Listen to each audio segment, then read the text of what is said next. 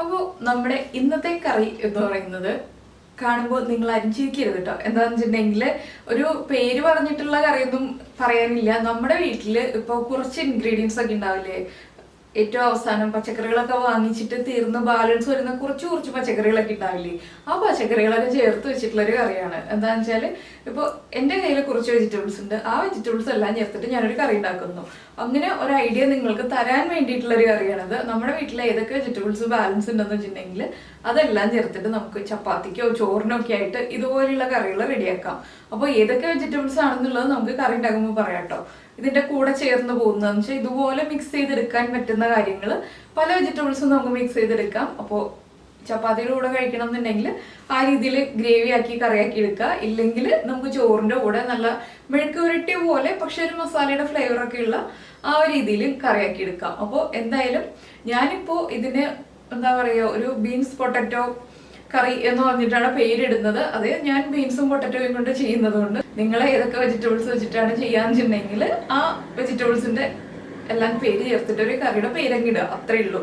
അപ്പോൾ അങ്ങനെ നമ്മുടെ ഫ്രിഡ്ജിലോ അല്ലെങ്കിൽ നമ്മുടെ വെജിറ്റബിൾ ട്രെയിലോ ഒക്കെ ഉള്ള വെജിറ്റബിൾസ് ഉപയോഗിച്ചിട്ട് പെട്ടെന്ന് ഉണ്ടാക്കാൻ പറ്റുന്ന കറി അങ്ങനെ കണ്ടാൽ മതി. എല്ലാവർക്കും ചെയ്യാം. എന്താണെന്ന് വെച്ചാൽ നമ്മൾ ബാലൻസ് വരുന്ന 1-2 പീസ് കൊണ്ട് ഇതെന്ത് കറി ഉണ്ടാക്കാനാണ് എന്ന് തല പുകയ്ക്കാറുണ്ട്. എപ്പോഴും എല്ലാ വീട്ടമ്മമാരും തല പുകയ്ക്കാറുണ്ട്. അപ്പോൾ അങ്ങനെയുള്ള സമയത്തൊക്കെ ഉണ്ടാക്കാൻ പറ്റിയ കറിയാണ്. പിന്നെ നമുക്ക് മടി പിടിച്ചിരിക്കുമ്പോഴും പുറമെ പോയിട്ട് വെജിറ്റബിൾസ് ഒക്കെ വാങ്ങിക്കാൻ മടിയാണെന്നുണ്ടെങ്കിലും ഇതുപോലെയുള്ള തട്ടിക്കൂട്ട് കറികളൊക്കെ നമുക്ക് ഉണ്ടാക്കാം. പക്ഷേ ടേസ്റ്റ് നല്ലൊരു ടേസ്റ്റ് തന്നെയാണ് കേട്ടോ. അപ്പോൾ എങ്ങനെയാണ് നമ്മുടെ ഈ കറി റെഡിയാക്കുന്നത് നോക്കാം.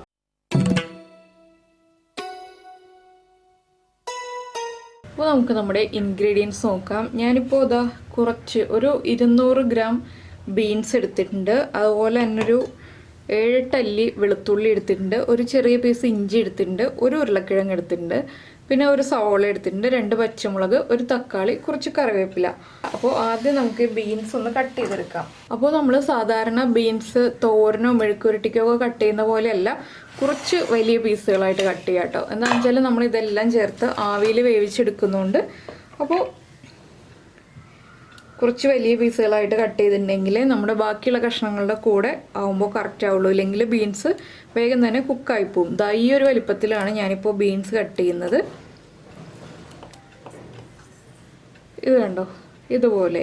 അപ്പോൾ ഇതുപോലെ നമുക്ക് ബീൻസ് കട്ട് ചെയ്തെടുക്കാം. പിന്നെ ഉരുളക്കിഴങ്ങാണെങ്കിലും ഒരുപാട് വലിയ പീസുകളല്ലാതെ മീഡിയം പീസുകളായിട്ട് കട്ട് ചെയ്യുക. എന്താണെന്ന് വെച്ചാൽ ഉരുളക്കിഴങ്ങും ആവിയിലാണ് നമ്മൾ കുക്ക് ചെയ്യുന്നത്, വെള്ളം ഒഴിച്ചിട്ട് കുക്ക് ചെയ്യുന്ന ഒരു കറിയല്ല. അപ്പോൾ നമുക്ക് ചപ്പാത്തിയുടെ കൂടെയൊക്കെ കഴിക്കാനാണെങ്കിലും അതുപോലെ ചോറിൻ്റെ കൂടെ കഴിക്കാനാണെങ്കിലും വളരെ നല്ലൊരു കറിയാണ്.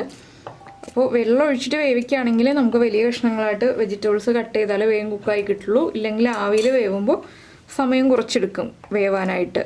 പിന്നെ ഇതൊരു മസാല ഫ്ലേവറുള്ള കറിയാണ്. അപ്പോൾ നിങ്ങൾക്ക് ആ മസാല ഫ്ലേവർ വേണ്ട എന്നുണ്ടെങ്കിൽ മസാല ഒഴിവാക്കാം കേട്ടോ. മസാല നിർബന്ധമൊന്നുമില്ല. അപ്പോൾ ഞാനിത് മുഴുവൻ കട്ട് ചെയ്യട്ടെ.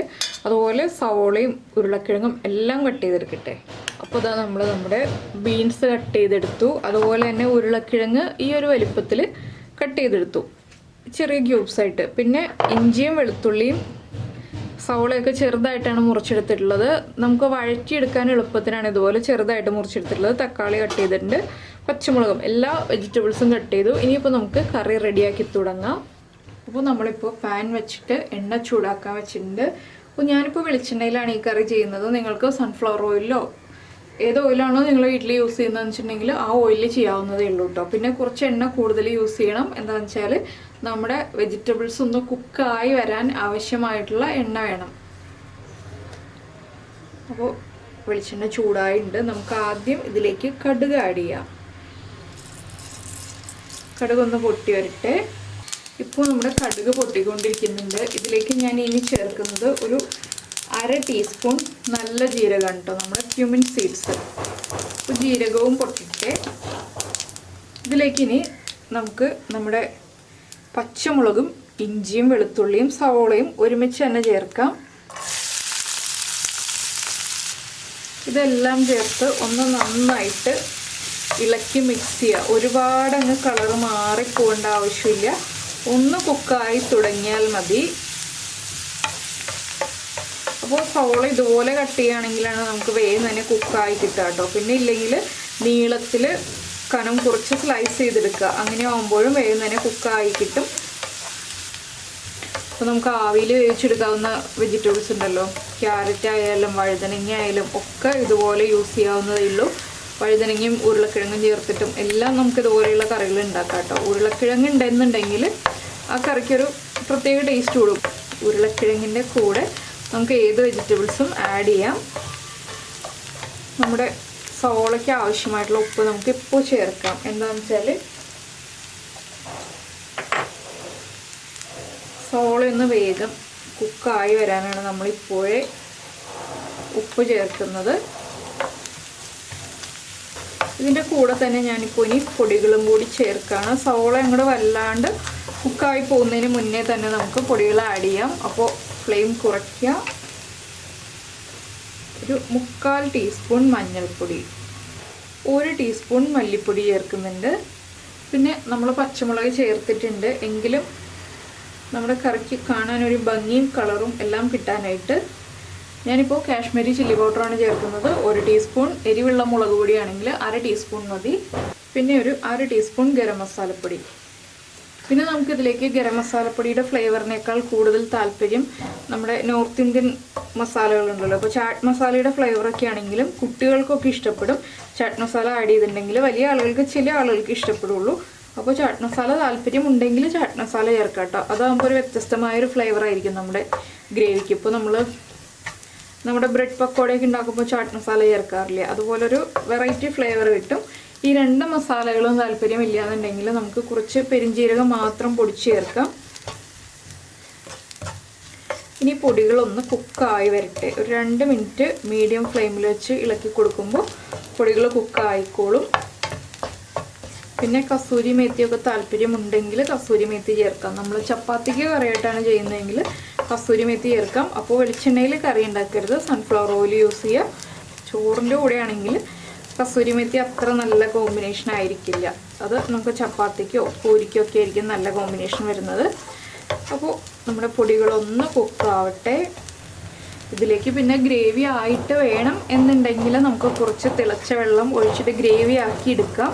പക്ഷേ ഇതുപോലെയുള്ള കറികൾ ഗ്രേവി ആക്കി എടുക്കുന്നതിനേക്കാൾ ഒന്ന് കുഴഞ്ഞിരിക്കുന്ന പാകത്തിൽ കുക്ക് ചെയ്തെടുക്കുന്നതാണ് ടേസ്റ്റ് ഉണ്ടാവുക. അപ്പോൾ നമ്മുടെ പൊടികളൊന്ന് കുക്കായി തുടങ്ങുന്നുണ്ട്. നമുക്കിതിലേക്ക് നമ്മൾ എടുത്ത് വച്ചിരിക്കുന്ന കറിവേപ്പിലയും അതുപോലെ തന്നെ തക്കാളിയും ചേർക്കാം.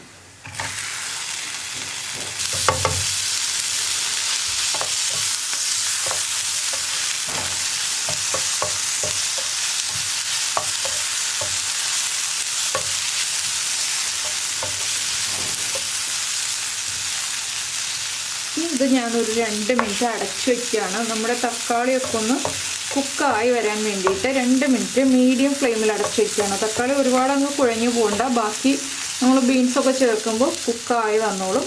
ഇപ്പോൾ തക്കാളി അടച്ചു വെച്ചിട്ടുണ്ടെങ്കിൽ നമ്മുടെ പൊടികളുടെ ഒരു റോസ് സ്മെല്ലൊക്കെ മാറി പൊടികളൊന്ന് കുക്കായി വന്നോളും. അപ്പോൾ നമ്മുടെ തക്കാളി ചേർത്ത് അടച്ചു വെച്ചിട്ട് ഒരു 2 മിനിറ്റ് ആയി. അപ്പോൾ ഇനി നമുക്കിതിലേക്ക് ബാക്കിയുള്ള ഇൻഗ്രീഡിയൻസ് ആഡ് ചെയ്യാം. നമ്മുടെ ഉരുളക്കിഴങ്ങ് കട്ട് ചെയ്തതും അതുപോലെ തന്നെ നമ്മൾ കട്ട് ചെയ്ത് വെച്ചിരിക്കുന്ന ബീൻസ്. ഇനി ഇതെല്ലാം ചേർത്തൊന്ന് നന്നായിട്ട് ഇളക്കി കൊടുക്കുക. ഇതിലേക്ക് നമുക്കിനി കുറച്ചുകൂടി ഉപ്പ് ചേർക്കണം. എന്താണെന്ന് വെച്ചാൽ നമ്മൾ സവോളയ്ക്ക് മാത്രമേ ഉപ്പ് ചേർത്തിട്ടുള്ളൂ.